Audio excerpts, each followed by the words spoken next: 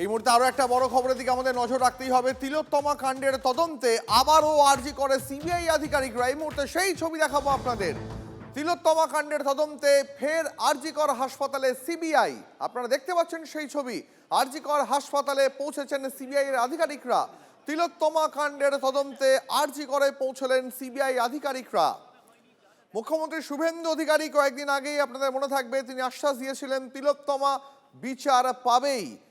আর এবারে পালা বদলের পর আবার তদন্তে সিবিআই। তিলোত্তমা কাণ্ডের তদন্তে আরজিকর হাসপাতালে সিবিআই আধিকারিকরা। এই মুহূর্তে সরাসরি চলে যাব আমাদের প্রতিনিধি সুপ্রিয় আমাদের সঙ্গে রয়েছেন আরজিকর হাসপাতাল থেকে। সুপ্রিয়, এই মুহূর্তে কি অবস্থা?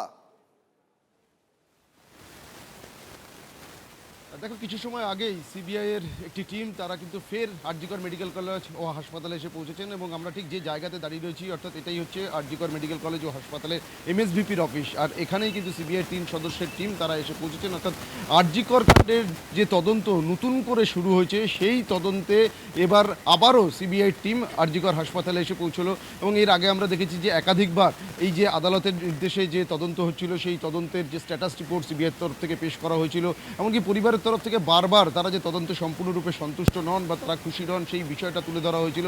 এবং তার পরবর্তীতে নতুন করে যে তদন্ত শুরু হয়েছে এবং কিছুদিন আগেই এই আরজিকর যে খুন ও ধর্ষণের ঘটনার যিনি তদন্তকারী অফিসার ছিলেন সেই তদন্তকারী অফিসার বদল হয়েছে, নতুন করে অন্য এক অফিসারকে তদন্তের দায়িত্ব দেওয়া হয়েছে। এবং তার পরবর্তীতে এর আগেও একাধিকবার সিবিআই টিম তারা আরজিকর মেডিকেল কলেজ ও হাসপাতালে এসেছিল এবং আজ ফের এসছে। এবং যেটা আমরা জানতে পারছি যে আজ ফের হাসপাতালের বিভিন্ন যারা দায়িত্বপ্রাপ্ত রয়েছেন তাদের সঙ্গে কথা বলবেন, প্রয়োজনে তারা এমএসভিপির সঙ্গে কথা বলবেন। এবং এর মাঝে কিন্তু আমরা যেটা সিবিআই সূত্রে জানতে পারছিলাম যে ঘটনার দিন রাতে যারা যারা উপস্থিত ছিলেন এরকম কয়েকজনকেও দিন কয়েক আগেই সিবিআইয়ের তরফ থেকে জিজ্ঞাসাবাদ করা হয়েছিল।